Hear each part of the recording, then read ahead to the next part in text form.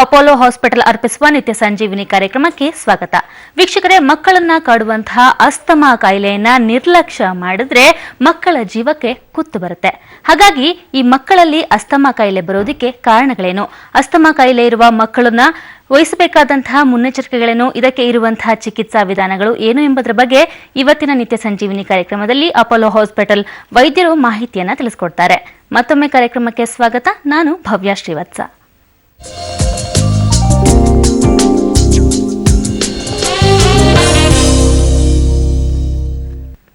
ಇವತ್ತಿನ ನಿತ್ಯ ಸಂಜೀವಿನಿ ಕಾರ್ಯಕ್ರಮದಲ್ಲಿ ನಮ್ಮ ಜೊತೆ ಇದ್ದಾರೆ interventional pediatric pulmonologist doctor Srikanth. Doctor ನಮಸ್ತೆ, ಕಾರ್ಯಕ್ರಮಕ್ಕೆ ಸ್ವಾಗತ. ನಮಸ್ಕಾರ. ಮೊದಲಿಗೆ ಡಾಕ್ಟರ್, ಈ ಅಸ್ತಮಾ ಅನ್ನೋ ಕಾಯಿಲೆ ಮಕ್ಕಳಲ್ಲಿ ಹೆಚ್ಚಾಗಿ ಯಾಕೆ ಬರುತ್ತೆ? ಈಗ ಆಸ್ತಮಾ ಅನ್ನೋದು ಓವರ್ ಡಯಾಗ್ನೋಸ್ ಪ್ರಾಬ್ಲಮ್ ಆಗ್ತದೆ. ನಾರ್ಮಲ್ ಆಗಿ 5 ವರ್ಷದ ಕೆಳಗಡೆ ಮಕ್ಕಳಿಗೆ ನಾವು ಆಸ್ತಮೆಟಿಕ್ ಅಂತ ಹೇಳೋದಿಲ್ಲ. 5 ವರ್ಷ ಆದಮೇಲೆ ಸ್ವಲ್ಪ ಟೆಸ್ಟ್ಗಳಿದೆ, ಅದನ್ನು ಮಾಡಿಬಿಟ್ಟು ಆಸ್ತಮಾ ಅಂತ ಹೇಳ್ತೀವಿ. 5 ವರ್ಷದಿನ ಕೆಳಗಡೆ ಇರೋ ಮಕ್ಕಳಿಗೆ ಅಂಡರ್ 5 ವೀಸರ್ ಅಂತ ಹೇಳ್ತೀವಿ. ಇವಾಗ ಏನಕ್ಕಂದರೆ ಅಂಡರ್ 5 ವೀಸ್ ಮಾಡೋ ಮಕ್ಕಳು, 5 ವರ್ಷದಿನ ಕೆಳಗಡೆ ವೀಸ್ ಮಾಡೋ ಮಕ್ಕಳು ಆಸ್ತಮ್ಯಾಟಿಕ್ ಆಗೋ ಚಾನ್ಸಸ್ಸು ಕಮ್ಮಿ. ಏನಕ್ಕೆ ಅವ್ರು ಆಸ್ತಮ್ಯಾಟಿಕ್ ಆಗ್ತಾರೆ ಅಂದರೆ ಮನೆತನದಲ್ಲಿ ಆಸ್ತಮಾ ಇರುತ್ತೆ, ಅವ್ರಿಗೆ ಪರ್ಸ್ನಲ್ ಆಗಿ ಹಿಸ್ಟ್ರಿ ಆಫ್ ಎಕ್ಸಿಮಾ ಅಂತ ಹೇಳ್ತೀವಿ, ಚರ್ಮದ ಕಾಯಿಲೆ ಇರುತ್ತೆ.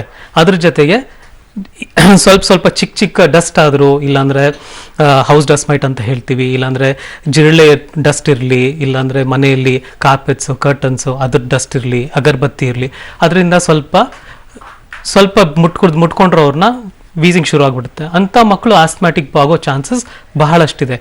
ಆದರೆ 5 ವರ್ಷಕ್ಕಿಂತ ಕೆಳಗಡೆ ಇರೋ ಮಕ್ಕಳಿಗೆ ನಾರ್ಮಲ್ ಆಗಿ ವೈರಲ್ ಇನ್ಫೆಕ್ಷನ್ ಆದರೆ ಮಾತ್ರ ವೀಸಿಂಗ್ ಶುರುವಾಗುತ್ತೆ. ಅದನ್ನು ಎಪಿಸೋಡಿಕ್ ವೈರಲ್ ಇಂಡ್ಯೂಸ್ಡ್ ವೀಸಿಂಗ್ ಅಂತ ಹೇಳ್ತೀವಿ.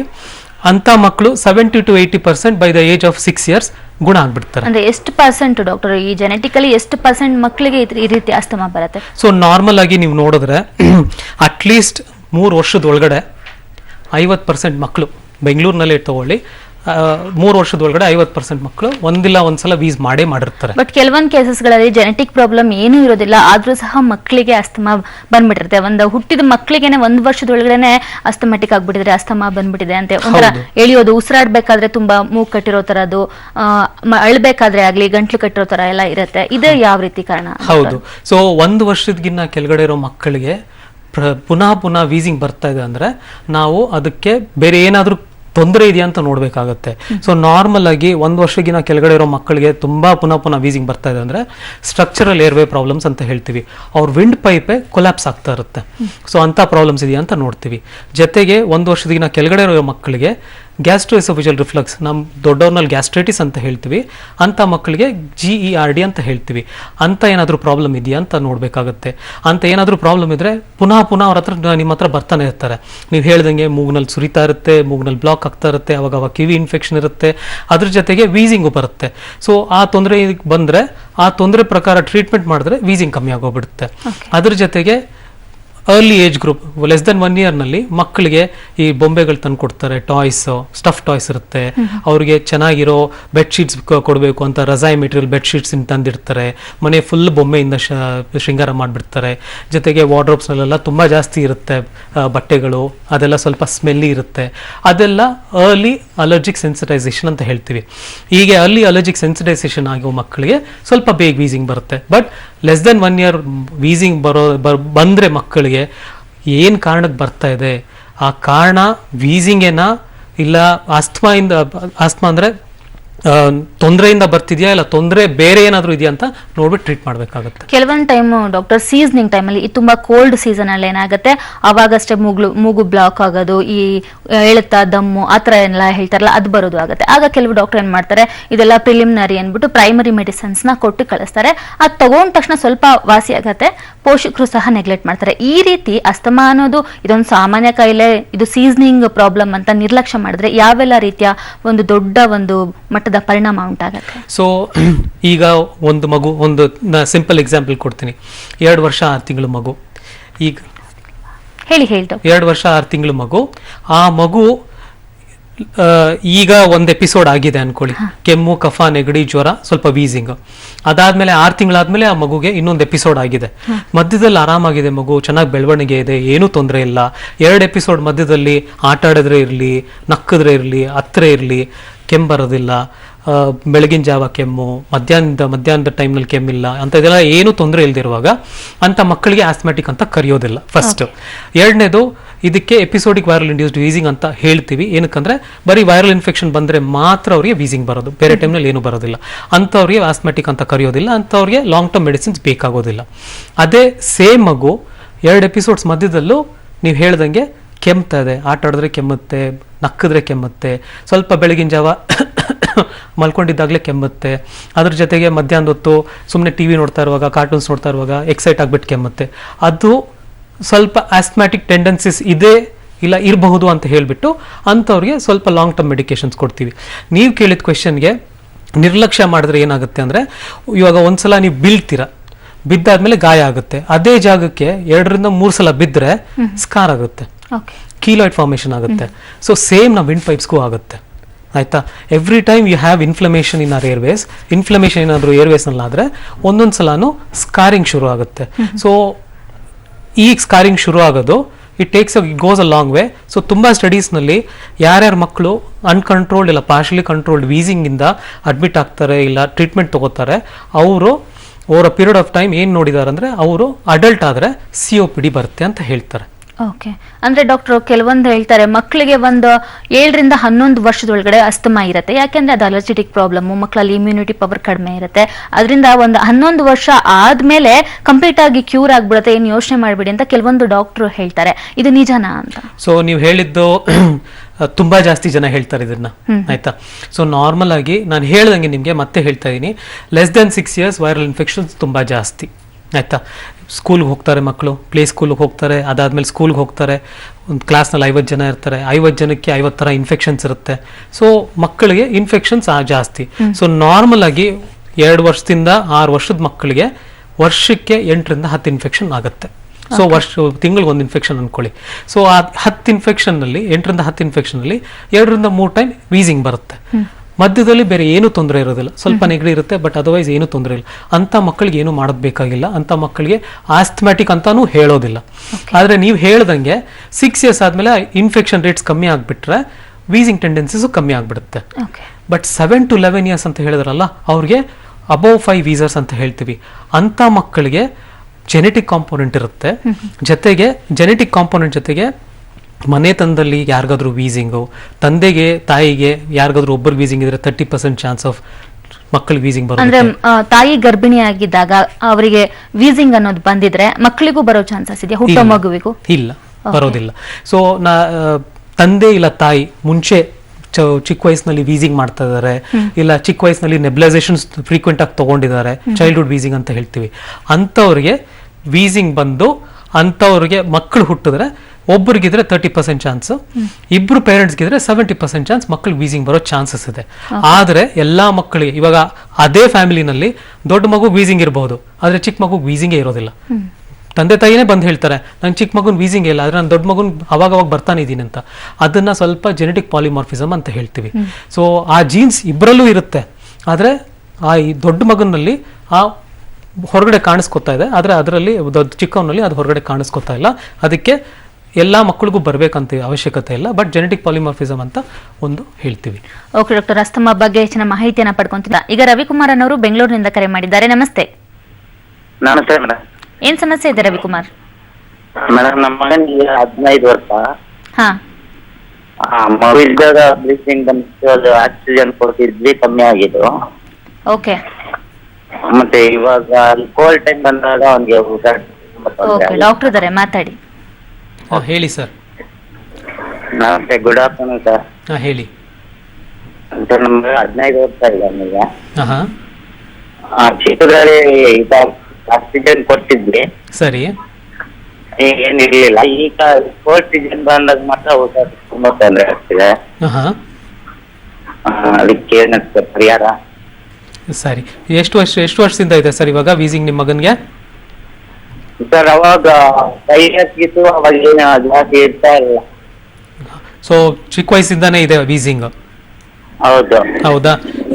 ಇದ್ರ ಜೊತೆಗೆ ನಿಮ್ಮ ಮನೆತನದಲ್ಲಿ ಯಾರಿಗಾದ್ರೂ ಇದೆಯಾ ಸರ್? ಯಾರು ಇಲ್ಲ ಸರ್, ಯಾರು ಇಲ್ಲ. ಯಾರಿಗೂ ಇಲ್ವಾ? ನಿಮ್ಗೆ ಒಬ್ನೇ ಮಗನಾ ಇಲ್ಲ ಬೇರೆ ಮಕ್ಕಳಿದಾರಾ? ಚಿಕ್ಕವನೇ ಇದ್ದಾನೆ ಇನ್ನೊಬ್ಬ. ಅವ್ನಿಗೆ ಏನಾದ್ರು ವೀಸಿಂಗ್ ತೊಂದರೆ ಇದೆಯಾ ಸರ್? ಅವನಿಗೇನಿಲ್ಲ ಸರ್. ಅವ್ರಿಗೇನು ಇಲ್ಲ. ಸರಿ. ನಿಮ್ ದೊಡ್ಡ ಮಗನ್ಗೆ ಬರೀ ಚಳಿ ಕಾಲದಲ್ಲಿ ಮಾತ್ರ ವೀಸಿಂಗ್ ಬರುತ್ತಾ ಅಲ್ಲ ಬೇರೆ ಟೈಮ್ನಲ್ಲೂ ಬರುತ್ತಾ? ಇಲ್ಲ, ಈ ಕೋಲ್ಡ್ ಆದಾಗ ಮಾತ್ರ. ಕೋಲ್ಡ್ ಆದಾಗ ಮಾತ್ರ. ಸರಿ. ಇದನ್ನ ಸೀಸನಲ್ ಆಸ್ತಮಾ ಅಂತ ಹೇಳ್ತೀವಿ ಸರ್.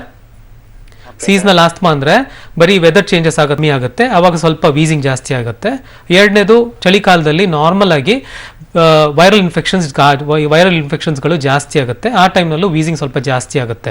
ಸೊ ಅದಕ್ಕೆ ಸೀಸನಲ್ ಆಸ್ತಮಾ ಅಂತ ಹೇಳ್ತೀವಿ. ಅದ್ರ ಜೊತೆಗೆ ಮನೆಯಲ್ಲಿ ನೀವು ಯೂಸ್ ಮಾಡ್ತಾ ಇರೋ ಕಂಬಳಿ, ನೀವು ಯೂಸ್ ಮಾಡ್ತಿರೋ ಪಿಲ್ಲೋ ಕವರು, ಬ್ಲ್ಯಾಂಕೆಟ್ಸು ಅದೆಲ್ಲ ಹೆಂಗಿದೆ, ಜೊತೆಗೆ ನಿಮ್ಮ ಗೋಡೆಗಳೆಲ್ಲೆಲ್ಲಾದರೂ ಸೀಪೇಜ್ ಇದೆಯಾ, ವಾರ್ಡ್ರೋಬ್ಸ್ ಎಲ್ಲ ಸ್ವಲ್ಪ ವಾಸನೆ ಬರ್ತಿದೆಯಾ, ಮನೆಯಲ್ಲಿ ನಾಯಿ, ಬೆಕ್ಕು, ಜಿರಳೆಗಳು ಮತ್ತು ಮನೆಯಲ್ಲಿ ಹೂ ಬಿಡೋ ಗಿಡಗಳು ಅಂಥದ್ದೆಲ್ಲ ಇದೆಯಾ ಇಲ್ವಾ ಅಂತ ನೋಡಬೇಕಾಗತ್ತೆ.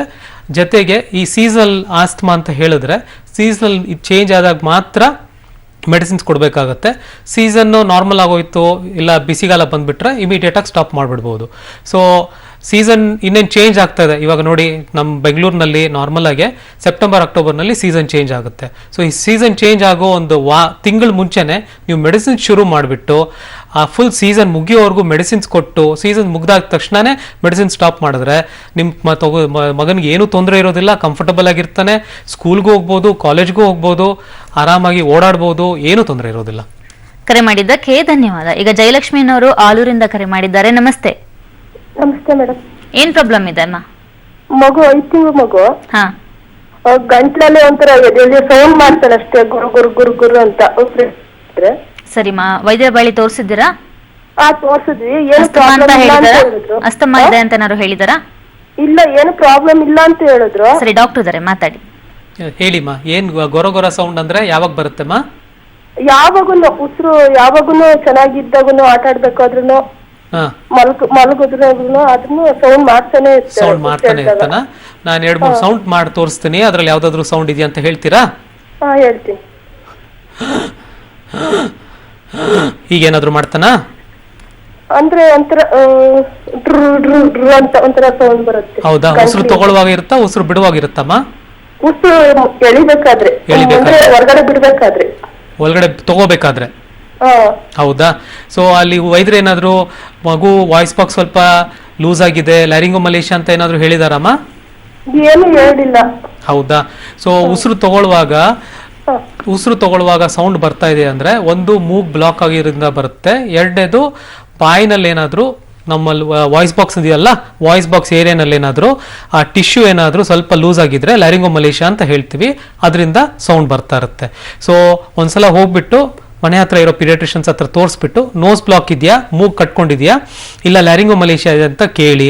ಲ್ಯಾರಿಂಗೋಮಲೇಷಿಯಾ ಅಂತ ಇದ್ರೆ ಅದು ಬಂದ್ಬಿಟ್ಟು ನಾರ್ಮಲ್ ಆಗಿ 1 ರಿಂದ 1.5 ವರ್ಷ ಮಕ್ಕಳಲ್ಲಿ 1.5 ವರ್ಷದಲ್ಲಿ ಕಮ್ಮಿ ಆಗ್ಬಿಟ್ಟು ನಾರ್ಮಲ್ ಆಗ್ಬಿಡುತ್ತೆ, ಏನೂ ತೊಂದರೆ ಆಗೋದಿಲ್ಲ. ಸರಿನಾ? ಕರೆ ಮಾಡಿದ್ದಕ್ಕೆ ಧನ್ಯವಾದ. ಈಗ ಹರ್ಷ ಅನ್ನೋರು ಬೆಂಗಳೂರಿನಿಂದ ಕರೆ ಮಾಡಿದ್ದಾರೆ. ನಮಸ್ತೆ. ನಮಸ್ಕಾರ ಮೇಡಮ್. ಏನ್ ಸಮಸ್ಯೆ ಇದೆ ಹರ್ಷ ಅವರೇ? ಮೇಡಮ್, ನನ್ನ ಮಗನಿಗೆ 6.5 ವರ್ಷ. ಹಾ. ಅವನಿಗೆ ಒಂದು 2.5 ವರ್ಷ ಇರುವಾಗ ಅವನಿಗೆ ವೀಸಿಂಗ್ ಬಂದಿತ್ತು. ಸರಿ. ಅದಾದ್ಮೇಲೆ ಕಂಟಿನ್ಯೂಸ್ ಆಗಿ ಒಂದು 2-3 ಸರಿ ಬಂತು. ಆಮೇಲೆ ಲಾಂಗ್ ಟೈಮ್ ಒಂದು 1.5-2 ಇಯರ್ಸ್ ವರೆಗೂ ಒಂದು ಟ್ರೀಟ್ಮೆಂಟ್ ಕೊಡ್ತಿದ್ವಿ ಅಲೋಪತಿ. ಈಗ ಅವ್ರ ಡಾಕ್ಟರ್ ಹೇಳಿದ ಪ್ರಕಾರ ವೀಸಿಂಗ್ ಇಲ್ಲ ಅಂತ, ಸ್ಟಾಪ್ ಆಗಿದೆ ಅಂತ ಹೇಳ್ತಿದ್ದಾರೆ. ಅದು ನನಗೆ ಡೌಟ್ ಇತ್ತು, ಅದು ಕ್ಯೂರಬಲ್ ಇಲ್ಲ ಅನ್ನೋದು ಒಂದು. ಓಕೆ, ಡಾಕ್ಟರ್ ಇದ್ದಾರೆ, ಮಾತಾಡಿ. ನಮಸ್ಕಾರ. ಸೊ ನೀವು ವೀಸಿಂಗ್ ಅಂತ ಹೇಳಿದ್ರಲ್ಲ, ಹೇಗ್ ಬಂತು, ಹೇಗ್ ಶುರು ಆಯ್ತು, ಎಷ್ಟು ದಿವಸ ಇತ್ತು? ಅವ್ನಿಗೆ ಅಡ್ಮಿಟ್ ಮಾಡಿದ್ವಿ ಸರ್ ಒಂದ್ಸರಿ. ಅವ್ನಿಗೆ ಇಮಿಡಿಯೇಟ್ ಮಿಡ್ ನೈಟ್ ಒಂದ್ಸರಿ ಟ್ರಿಗರ್ ಆಗೋಗಿತ್ತು. ಓಕೆ. ಅವಾಗ ಇಮಿಡಿಯೇಟ್ ಆಗಿ ತಗೊಂಡಂಗ್ ಅಡ್ಮಿಟ್ ಮಾಡಿದ್ವಿ. ಆಮೇಲೆ ಗೊತ್ತಾಯ್ತು ನಮ್ಗದು ವೀಸಿಂಗ್ ಪ್ರಾಬ್ಲಮ್ ಅಂತ. ಹೌದಾ? ಸೊ ಆ ವೀಸಿಂಗ್ ಟ್ರಿಗರ್ ಆಯ್ತಲ್ಲ, ಸಡನ್ ಆಗಿ ಅಡ್ಮಿಟ್ ಮಾಡಿದ್ರಲ್ಲ, ಅದಕ್ಕೆ ಮುಂಚೆ ಸ್ವಲ್ಪ ಕೆಮ್ಮು, ಕಫ, ಜ್ವರ ಏನಾದ್ರು ಇತ್ತಾ? ಹೌದು ಸರ್, ಹೌದು. ಸೊ 3 ಸಲ ಬಂದಿತ್ತು ಅಂತ ಹೇಳಿದ್ರಲ್ಲ, ಒಂದೊಂದ್ ಸಲಾನು ಅವನಿಗೆ ಜ್ವರ, ಕೆಮ್ಮು, ಕಫ ಜೊತೆನೆ ಬಂತ? ಈ ಜ್ವರ ಇರ್ತಿರ್ಲಿಲ್ಲ ಸರ್, ಜ್ವರ ಇರ್ತಿರ್ಲಿಲ್ಲ, ಕೆಮ್ಮು ಇರ್ತಿತ್ತು. ಹೌದಾ? ಈ ಎರಡು ಇವಾಗ ಒಂದ್ ಎಪಿಸೋಡ್ ಮತ್ತೆ ಇನ್ನೊಂದು ಎಪಿಸೋಡ್ ಮಧ್ಯದಲ್ಲಿ 2-3 ತಿಂಗಳು ಇಲ್ಲ 4 ತಿಂಗಳು ಇರ್ತಾ ಇತ್ತಲ್ಲ? ಹೌದು. ಆ ಟೈಮ್ನಲ್ಲಿ ಆರಾಮಾಗಿರ್ತಾ ಇದ್ನಾ? ಅವಾಗ ಆರಾಮಾಗಿರ್ತಿದ್ದ. ರಾತ್ರಿ ಹೊತ್ತು ಕೆಮ್ಮೋದು, ಮಧ್ಯಾಹ್ನದ ಹೊತ್ತು ಕೆಮ್ಮೋದು, ಆಟ ಆಡಿದಾಗ ನಕ್ಕದಾಗ ಕೆಮ್ಮೋದು? ಇಲ್ಲ ಸರ್, ಇಲ್ಲ. ಏನಾದ್ರು ಸ್ವಲ್ಪ ತುಂಬಾ ಕೋಲ್ಡ್ ಐಸ್ ಕ್ರೀಮ್ ಜ್ಯೂಸ್ ಆ ತರ ಏನಾದ್ರು ತುಂಬಾ ತಿಂದಾಗ ಮತ್ತೆ ಗಾಳಿಲಿ ಬೈಕಲ್ಲೆಲ್ಲ ಜಾಸ್ತಿ ಹೋದಾಗ ಒಂದ್ ಸ್ವಲ್ಪ ನೈಟ್ ಹೊತ್ತು ಒಂದ್ ಚೂರು ಸೌಂಡ್ ಏನೋ ಕೇಳಿಸುತ್ತೆ ಚೆಸ್ಟ್ ಅಲ್ಲಿ. ಇದು ಯಾವಾಗ ತುಂಬಾ ರೇರ್ ಸರ್ ಅದು. ಹೌದಾ? ಸೊ ಯೂಶಲಿ ಅದನ್ನ ನಾನು ಕಾರ್ಯಕ್ರಮಕ್ಕೆ ಮುಂಚೆ ಹೇಳ್ದಂಗೆ ಎಪಿಸೋಡಿಕ್ ವೈರಲ್ ಇಂಡ್ಯೂಸ್ ವೀಸಿಂಗ್ ಅಂತ ಹೇಳ್ತೀವಿ. ಮಕ್ಕಳು ಚಿಕ್ಕವರು ಇರುವಾಗ ಅವ್ರ ಬ್ರೀದಿಂಗ್ ಪೈಪ್ಸ್ ಸ್ವಲ್ಪ ಸಣ್ಣಕ್ಕಿರುತ್ತೆ. ಸೊ ಸ್ವಲ್ಪ ಏನಾದರೂ ವೈರಲ್ ಇನ್ಫೆಕ್ಷನ್ ಆದ್ರೆ ಇನ್ನ ಚಿಕ್ಕದಾಗ್ಬಿಡುತ್ತೆ. ಸೊ ವೀಸಿಂಗ್ ಶುರು ಆಗೋಗ್ಬಿಡುತ್ತೆ. ಸೊ ನಿಮ್ಮ ಮಗನಿಗೂ ಅದೇ ಪ್ರಾಬ್ಲಮ್ ಇದ್ದಿದ್ದು ಎಪಿಸೋಡಿಕ್ ವೈರಲ್ ಇಂಡ್ಯೂಸ್ ವೀಸಿಂಗ್ ಅಂತ. ಸೊ ನಾರ್ಮಲ್ ಆಗಿ ಅದು 6 ವರ್ಷದ ಮಕ್ಕಳು ಒಳಗಡೆ 70 to 80% ಕಮ್ಮಿ ಆಗೋಗ್ಬಿಡುತ್ತೆ, ಅಂದ್ರೆ ಕ್ಯೂರ್ ಆಗ್ಬಿಡುತ್ತೆ, ಮತ್ತೆ ಬರೋದಿಲ್ಲ. ಏನಕ್ಕಂದ್ರೆ ಅವ್ರಿಗೆ 6 ವರ್ಷದ ಮೇಲೆ ವೈರಲ್ ಇನ್ಫೆಕ್ಷನ್ಸ್ ವರ್ಷಕ್ಕೆ ಒಂದ್ಸಲ ಇಲ್ಲ 2 ಸಲ ಬರೋದು. ಸೊ ಒಂದ್ಸಲ 2 ಸಲ ಬಂದಾಗ್ಲೂ ಅವ್ರ ಬ್ರೀದಿಂಗ್ ಪೈಪು ಸ್ವಲ್ಪ ಡೆವಲಪ್ ಆಗಿರುತ್ತೆ, ಸೈಜ್ ದೊಡ್ಡದಾಗಿರುತ್ತೆ. ಇನ್ಫೆಕ್ಷನ್ ಇಲ್ಲ ಇನ್ಫ್ಲಮೇಷನ್ ಆದ್ರೂ ವೀಸಿಂಗ್ ಬರೋ ಚಾನ್ಸಸ್ ತುಂಬಾ ಕಮ್ಮಿ. ಸೊ ನಿಮ್ ಡಾಕ್ಟರ್ ಹೇಳ್ದಂಗೆ ಅದು ಕ್ಯೂರ್ಡ್ ಅಂತ ಹೇಳೋದಿಲ್ಲ, but definitely is out of the disease ಅಂತ ಹೇಳ್ತೀವಿ. ಕರೆ ಮಾಡಿದ್ದಕ್ಕೆ ಧನ್ಯವಾದ. ವೀಕ್ಷಕರೇ, ಇನ್ನು ಮನೆಯಲ್ಲಿ ಅಸ್ತಮಾ ಮಕ್ಕಳಿದ್ರೆ ಯಾವ ರೀತಿ ಮುನ್ನೆಚ್ಚರಿಕೆಗಳನ್ನ ವಹಿಸಬೇಕು, ಯಾವ ರೀತಿಯ ಚಿಕಿತ್ಸೆಗಳನ್ನ ಕೊಡಿಸಬೇಕು ಅಂತ ತಿಳಿಸ್ಕೊಡ್ತೇವೆ. ಡಾಕ್ಟರ್, ಇನ್ನು ಮನೆಯಲ್ಲಿ ಅಸ್ತಮಾ ಇರುವಂತಹ ಮಕ್ಕಳಿದ್ರೆ ಯಾವ ರೀತಿ ಮುನ್ನೆಚ್ಚರಿಕೆಗಳನ್ನ ನಾವು ವಹಿಸಬೇಕು ಅಂತ? ಸೊ ಮನೆಯಲ್ಲಿ ಆಸ್ತಮಾ ಇರೋ ಮಕ್ಕಳಿದ್ರೆ ಮಕ್ಕಳಿಗೆ ಅವ್ರು ಮಲ್ಕೊಳ್ಳೋ ಬೆಡ್ಶೀಟ್ ಇರಲಿ, ಪಿಲ್ಲೋ ಕವರ್ ಇರಲಿ, ಬ್ಲ್ಯಾಂಕೆಟ್ಸ್ ಇರಲಿ ಎಲ್ಲ ಕಾಟನ್ ಇರಬೇಕು. ಏನಕ್ಕಂದರೆ ಮ್ಯಾಕ್ಸಿಮಮ್ ಟೈಮ್ ಅವ್ರು ಮನೆಯಲ್ಲೇ ಸ್ಪೆಂಡ್ ಮಾಡೋದು. ಮನೇಲಿ ಸ್ಪೆಂಡ್ ಮಾಡ್ತಾರಂದರೆ ಹೌಸ್ ಡಸ್ಟ್ ಮೈಟ್ ಅಂತ ಹೇಳ್ತೀವಿ. ಅದು ಬಂದುಬಿಟ್ಟು ನಮ್ಮ ಕಣ್ಣಿಗೆ ಕಾಣಿಸೋದಿಲ್ಲ, ಆದರೆ ಅದರಿಂದ ಬರೋ ಎಂಜಲು, ಅದರಿಂದ ಬರೋ ಎಕ್ಸ್ಕ್ರೀಟಾ ಬಂದು ತುಂಬ ಅಲರ್ಜಿಕ್ ಆಗಿರುತ್ತೆ. ಸೊ ನಾವು ತುಂಬ ಫ್ಲಫಿ ಬ್ಲ್ಯಾಂಕೆಟ್ಸು, ಫ್ಲಫಿ ಬೆಡ್ಶೀಟ್ಸ್ ಎಲ್ಲ ಯೂಸ್ ಮಾಡಿದ್ರೆ ಅದರಲ್ಲಿ ನಾವು ಯೂಶಲಿ ಆಗಿ ಅದನ್ನು ವಾರದಲ್ಲಿ 2 ವಾರದಲ್ಲಿ 3 ವಾರದಲ್ಲಿ ಕ್ಲೀನ್ ಮಾಡೋದಿಲ್ಲ. ಸೊ ಕ್ಲೀನ್ ಮಾಡಲಿಲ್ಲ ಅಂದರೆ ತುಂಬ ಜಾಸ್ತಿ ಆಗೋಗ್ಬಿಡುತ್ತೆ. ಸೊ ಅದರಿಂದ ಇಮಿಡಿಯೇಟಾಗಿ ನೀವು ಕಂಬಳಿ ಹೊಡ್ಕೊಳ್ಳಿ, ಇಮಿಡಿಯೇಟಾಗಿ ವೀಸಿಂಗ್ ಶುರು ಆಗಿಬಿಡುತ್ತೆ. ಸೊ ಅದಕ್ಕೆ ಬರೀ cotton bedsheet, blanket and pillow cover ಅದನ್ನು ವಾರದಲ್ಲಿ ಅಟ್ಲೀಸ್ಟ್ 1 ಸಲ more than 55 degrees ಹಾಟ್ ವಾಟರ್ನಲ್ಲಿ ವಾಶ್ ಮಾಡಬೇಕು, ಸನ್ ಡ್ರೈ ಮಾಡಬೇಕು, ಬಿಸಿಲಲ್ಲಿ ಒಣಗಿಸ್ಬೇಕು. ಅದು ಬರೀ ಕಾಟನ್ ಯೂಸ್ ಮಾಡಬೇಕು. ಎರಡನೇದು ತುಂಬ ಜಾಸ್ತಿ ಬೊಂಬೆಗಳಿರಬಾರ್ದು, ಆಯಿತಾ? ಪ್ಲಾಸ್ಟಿಕ್ ಇರಲಿ ಪರವಾಗಿಲ್ಲ, ತೊಂದರೆ ಇಲ್ಲ, ಆದರೆ ಸ್ಟಫ್ ಟೆಡಿ ಬೇರ್ಸ್ ಅಂತೆಲ್ಲ ಯಾವುದು ಇರಬಾರ್ದು. ಮನೆಯಲ್ಲಿ ಮಗು ಇರೋ ರೂಮ್ ಇರೋ ವಾರ್ಡ್ರೋಬ್ಸು ಕ್ಲೀನ್ ಆಗಿರಬೇಕು. ಈ ಪರ್ಟಿಕ್ಯುಲರ್ಲಿ ಚಳಿಗಾಲದಲ್ಲಿ ಸ್ವಲ್ಪ ಸ್ಮೆಲ್ ಬರುತ್ತೆ, ಫಂಗಸ್ ಸ್ಮೆಲ್ ಅಂತ ಹೇಳ್ತೀವಿ, ಆಯ್ತಾ? ವಾರ್ಡ್ರೋಬ್ ಓಪನ್ ಮಾಡಿದ ತಕ್ಷಣ ಫಂಗಲ್ ಸ್ಪೋರ್ಸ್ ಅಂತ ಹೇಳ್ತೀವಿ. ಅದೇನಾದರೂ ಇನ್ಹೇಲ್ ಮಾಡಿದ್ರೆ ಇಲ್ಲ ಗಾಳಿ ತೊಗೊಂಡ್ರೆ ಇಮಿಡಿಯೇಟ್ ಆಗಿ ವೀಸಿಂಗ್ ಬಂದ್ಬಿಡುತ್ತೆ ಮಕ್ಕಳಿಗೆ. ಸೊ ಆ ಬಟ್ಟೆನೆಲ್ಲ ಹೊರಗಡೆ ತೆಗೆದಿಟ್ಬಿಟ್ಟು ಅಟ್ಲೀಸ್ಟ್ ಒಂದು ಅರ್ಧ ದಿವಸ ಇಲ್ಲ 1 ದಿವಸ ಫುಲ್ ಅದಕ್ಕೆ ಓಪನ್ ಇಟ್ಬಿಟ್ರೆ ಆ ಸ್ಮೆಲ್ ಎಲ್ಲ ಹೋಗ್ಬಿಡುತ್ತೆ, ಫಂಗಸ್ ಎಲ್ಲ ಕಮ್ಮಿ ಆಗೋಗುತ್ತೆ. ಮನೇಲಿ ನಾಯಿ ಬೆಕ್ಕುಗಳನ್ನ ಸಾಕೋದು ಸಹ ಮಕ್ಕಳಿಗೆ ಅಪಾಯ. ಅದ್ರ ಕೂದಲು ಒಳಗಡೆ ಹೋದ್ರೆ ಅಸ್ತಮಾ ಜಾಸ್ತಿ ಆಗತ್ತೆ ಅಂತ ಹೇಳ್ತಾರೆ. Absolutely right. ನೀವು ಹೇಳ್ತಾ ಇರೋದು ನಾಯಿ, ಬೆಕ್ಕು, ಅದ್ರದ್ದು ಆನಿಮಲ್ ಡ್ಯಾಂಡ್ರಫ್ ಅಂತ ನಮ್ಗೆ ಹೆಂಗೆ ಡ್ಯಾಂಡ್ರಫ್ ಇರುತ್ತೆ ಹಾಗೆ ಅವ್ರಿಗೂ ಡ್ಯಾಂಡ್ರಫ್ ಇರುತ್ತೆ. ಆ ಡ್ಯಾಂಡ್ರಫ್ ನಮ್ಮ ಬ್ರೀದಿಂಗ್ ಪೈಪ್ ಒಳಗಡೆ ಹೋದ್ರೆ ಮತ್ತೆ ಅಲರ್ಜಿನ ಟ್ರಿಗರ್ ಮಾಡುತ್ತೆ. ಅದ್ರ ಜೊತೆ ಕಾಕ್ರೋಚಸ್ ಇನ್ನೊಂದು ದೊಡ್ಡ ಪ್ರಾಬ್ಲಮ್ ಮನೆಗಳಲ್ಲಿ. ಎಲ್ಲ ಮ್ಯಾಕ್ಸಿಮಮ್ ಮನೆಗಳಲ್ಲಿ ಇರುತ್ತೆ ಕಾಕ್ರೋಚಸ್. ಸೊ ಮತ್ತೆ ಕಾಕ್ರೋಚಸ್ ಸಲೈವಾ, ಎಕ್ಸ್ಕ್ರೀಟಾ, ಅದರಿಂದ ನೀವು ಗುಡಿಸೋವಾಗ ಅದೆಲ್ಲ ಗಾಳಿನಲ್ಲಿ ಹಾರಾಡುತ್ತೆ. ಅದನ್ನ ವಾಸನೆ ತಗೊಂಡ್ರೆ, ಇಲ್ಲಾಂದ್ರೆ ಅದನ್ನ ಸ್ಮೆಲ್ ಮಾಡಿದ್ರೆ, ಇಲ್ಲ ಅದನ್ನ ಗಾಳಿ ಒಳಗಡೆ ತಗೊಂಡ್ರೆ ಇಮಿಡಿಯೇಟ್ ಆಗಿ ಬಂದ್ಬಿಡುತ್ತೆ. ಅದ್ರ ಜೊತೆಗೆ ಪರ್ಫ್ಯೂಮ್ಸು, ಸ್ಟ್ರಾಂಗ್ ಡಿಯೋಡ್ರೆಂಟ್ಸು, ಮನೆಯಲ್ಲಿ ಇಲ್ಲ ತುಂಬ ಜಾಸ್ತಿ ಕಾರ್ಪೆಟ್ಸ್ ಇದೆ, ಕರ್ಟನ್ಸ್ ಇದೆ, ಹೂ ಬಿಡೋ ಗಿಡಗಳು, ಪರ್ಟಿಕ್ಯುಲರ್ಲಿ ಈ summer season two rainy season ಆ ಟ್ರಾನ್ಸಿಷನ್ ಅಲ್ಲಿ ತುಂಬ ಪೋಲನ್ಸ್ ಇರುತ್ತೆ. ಅಂಥದ್ರಿಂದ ಎಲ್ಲ ತುಂಬ ಜಾಸ್ತಿ ವೀಸಿಂಗ್ ಬರುತ್ತೆ. ಅದು ನಮ್ಮ ಮನೆತನಗಳಲ್ಲಿ ಅಗರಬತ್ತಿ, ಸಾಂಬ್ರಾಣಿ ಎಲ್ಲ ತುಂಬ ಜಾಸ್ತಿ ಹಾಕ್ತಾರೆ. ಸೊ ಅಗರಬತ್ತಿ, ಸಾಂಬ್ರಾಣಿ ಎಲ್ಲ ಹಾಕಿದ್ರೆ ಮಕ್ಕಳಿಗೆ ವೀಸಿಂಗ್ ಬರುತ್ತೆ. ಸೊ ಅದನ್ನೆಲ್ಲ ಸ್ವಲ್ಪ ಕಂಟ್ರೋಲ್ ಮಾಡ್ಕೋಬೇಕು. ಈಗ ಡಾಕ್ಟರ್, ಸೀಸನಿಂಗ್ ಅಸ್ತಮ್ಯಾಟಿಕ್ ಅಂತ ಹೇಳಿದ್ರಿ, ಅಂತ ಟೈಮಲ್ಲಿ ಅಸ್ತಮಾ ಯಾವುದು ಅಥವಾ ಇದು ಬರೀ ಸೀಸನಿಂಗ್ ಅಷ್ಟೇ ಬಂದಿರೋದು ಅಂತ ಬಹಳಷ್ಟು ಜನರಿಗೆ ಗೊತ್ತಾಗೋದಿಲ್ಲ. ಅಸ್ತಮಾ ಅಂತ ಹೇಗೆ ಗೊತ್ತಾಗುತ್ತೆ ಮೊದಲಿಗೆ? ಸೊ ನಾರ್ಮಲ್ ಆಗಿ ಅಸ್ತಮಾ ಅಂತ ನಾವು ಡಯಾಗ್ನೋಸ್ ಮಾಡೋದೇ 6 ವರ್ಷ ಆದ್ಮೇಲೆ. 6 ವರ್ಷ ಆದ್ಮೇಲೆ ಇಲ್ಲ, ನಾವು ನಮ್ಮ ಟ್ರೈನ್ಡ್ ಟೆಕ್ನಿಷಿಯನ್ಸ್ ಇರೋದ್ರಿಂದ 4-4.5 ವರ್ಷಕ್ಕೆ ನಾವು PFT ಅಂತ ಮಾಡ್ತೀವಿ. ಆ PFT ನಲ್ಲಿ ಏನಾದರೂ ಲಂಗ್ ಫಂಕ್ಷನ್ಸ್ ಕಮ್ಮಿ ಆಗಿದೆ, FEC, FEV1 ಅಂತ ಮಾಡ್ತೀವಿ. FEV1 ಅಂದರೆ ಫೋಸ್ಟ್ ಎಕ್ಸ್ಪಿರೇಟರಿ, 1 ಸೆಕೆಂಡ್ನಲ್ಲಿ ಎಷ್ಟು ಜಾಸ್ತಿ ಊದ್ಬೋದು ಅಂತ. ಅದೇನಾದರೂ ಕಮ್ಮಿ ಬಂತು, ಮೆಡಿಸಿನ್ ಕೊಟ್ಟಾದ್ಮೇಲೆ ತುಂಬಾ ಚೆನ್ನಾಗಿ ರೆಸ್ಪಾನ್ಸ್ ಇದೆ ಅಂತ ಹೇಳಿದ್ರೆ ಅವರನ್ನ ಆಸ್ಥಮ್ಯಾಟಿಕ್ ಅಂತ ಹೇಳ್ಬೋದು. ಅದಕ್ಕೆ ಮುಂಚೆ ಆಸ್ಥಮ್ಯಾಟಿಕ್ ಅಂತ ಕರೆಯೋಕ್ಕಾಗೋದಿಲ್ಲ.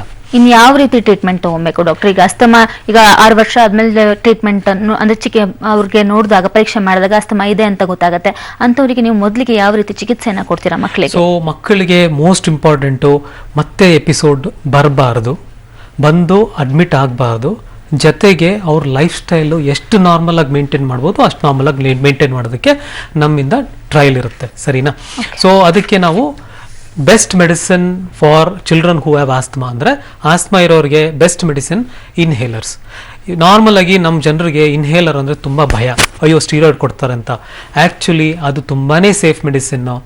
ನಾವು ಕೊಡೋದೇ ಲೋ ಡೋಸ್ ಸ್ಟೀರಾಯ್ಡ್ಸು ಡೈರೆಕ್ಟ್ ಲಂಗ್ಸ್ಗೆ ಹೋಗೋದ್ರಿಂದ ಯಾವ ಥರ ತೊಂದರೆನೂ ಆಗೋದಿಲ್ಲ. ಅದ್ರ ಜೊತೆಗೆ ತುಂಬಾ ಸ್ಟಡೀಸ್ನಲ್ಲಿ ಲೋ ಡೋಸ್ ಸ್ಟೀರಾಯ್ಡ್ಸ್ ಕೊಡೋದ್ರಿಂದ ಅದು ಕಂಟಿನ್ಯೂಸ್ ಆಗಿ moderate to high dose steroids ಕೊಟ್ಟರು ಏನೂ ತೊಂದರೆ ಆಗೋದಿಲ್ಲ ಅಂತ ತುಂಬ ಸ್ಟಡೀಸ್ನಲ್ಲಿ ನಮ್ಗೆ ಗೊತ್ತಾಗಿದೆ. ಸೊ ನಾವು ಕೊಡೋದು 3 months ಕೊಡ್ತೀವಿ. 3 monthsನಲ್ಲಿ ಕಂಪ್ಲೀಟ್ಲಿ ನಾರ್ಮಲ್ ಆಗಿದ್ರೆ ಮಗು ಸ್ಟೆಪ್ ಡೌನ್ ಥೆರಪಿ ಅಂತ ಮಾಡ್ತೀವಿ. ಬೆಳಗ್ಗೆ ಒಂದ್ಸಲ ರಾತ್ರಿ ಒಂದ್ಸಲ ಕೊಡೋದನ್ನು ರಾತ್ರಿ ಮಾತ್ರ ಒಂದ್ಸಲ ಕೊಟ್ಬಿಟ್ಟು 3 ತಿಂಗಳಿಗೆ ಸ್ಟಾಪ್ ಮಾಡಿಬಿಡ್ತೀವಿ. ಸ್ವಲ್ಪ ಮಕ್ಕಳಲ್ಲಿ ನಮ್ಗೆ ಗೊತ್ತು ಇದು ಬರೀ ಸೀಸನಲ್ಲಿರುತ್ತೆ, ಬೇರೆ ಯಾವುದ್ರಲ್ಲೂ ಕಂಫರ್ಟಬಲ್ ಆಗಿರ್ತಾರಂದರೆ ಬರೀ ಆ ಸೀಸನ್ ಶುರು ಆಗೋ ಒಂದು 15-20 ದಿವಸ ಮುಂಚೆ ಶುರು ಮಾಡ್ಕೋತೀವಿ. ಫುಲ್ ಸೀಸನ್ ಇರುತ್ತೆ. ಇವಾಗ ಅಕ್ಟೋಬರ್ನಲ್ಲಿ ಶುರು ಮಾಡಿಕೊಂಡ್ರೆ October, November, December, January 15th ಮಾಡ್ತೀವಿ. January 15th ಅಲ್ಲ, January ಎಂಡ್ ಆದ್ಮೇಲೆ ನಾವೇ ಸ್ಟಾಪ್ ಮಾಡ್ಬೇಕು ಹೇಳ್ಬಿಡ್ತೀವಿ. So best is inhaled corticosteroids. So puff age ಪ್ರಕಾರ ಡೈರೆಕ್ಟ್ ಆಗೂ ತಗೋಬಹುದು, ಇಲ್ಲ ಸ್ಪೇಸರ್ ವಿತ್ ಮಾಸ್ಕ್ ತಗೋಬಹುದು. ಆಮೇಲೆ ಒಬ್ಬರೇ ವೈದ್ಯರು ಇದ್ರು ಸಹ ಬಹಳ ಉಪಯುಕ್ತ ಆಗತ್ತಲ್ವಾ? ತುಂಬಾನೇ. ಏನಕ್ಕಂದ್ರೆ ಆ ಪರ್ಟಿಕ್ಯುಲರ್ ವೈದ್ಯರಿಗೆ ಮಗುದು ಕಂಡೀಷನ್ ಗೊತ್ತು, ಅದ್ರ ಜೊತೆಗೆ ಫಾಲೋ ಅಪ್ ಮಾಡಿದಾಗ ನೀವು ಹೇಗ್ ಕೊಡ್ತಿದ್ದೀರಾ ಮೆಡಿಸಿನ್, ನೀವು ತಗೋತಿದ್ದೀರಾ ಇಲ್ವಾ ಅಂತ ಎಲ್ಲ ಗೊತ್ತಾಗುತ್ತೆ. Okay doctor. ವೀಕ್ಷಕರ, ಇನ್ನು ನಿಮ್ಮ ಮನೆಯಲ್ಲೂ ಕೂಡ ಅಸ್ತಮಾ ಇರುವಂತಹ ಮಕ್ಕಳಿದ್ರೆ ಅಪೋಲೋ ಆಸ್ಪತ್ರೆಗೆ ಭೇಟಿ ನೀಡಿ ಚಿಕಿತ್ಸೆಯನ್ನ ಪಡ್ಕೊಳ್ಬಹುದು. ಸಂಪರ್ಕಿಸಬೇಕಾದಂತಹ ವಿಳಾಸ ಬರ್ತಿದೆ, ನೋಟ್ ಮಾಡ್ಕೊಳ್ಳಿ. Doctor Srikanth, interventional pediatric pulmonologist, Apollo hospital, Bannerghatta road, Bengaluru.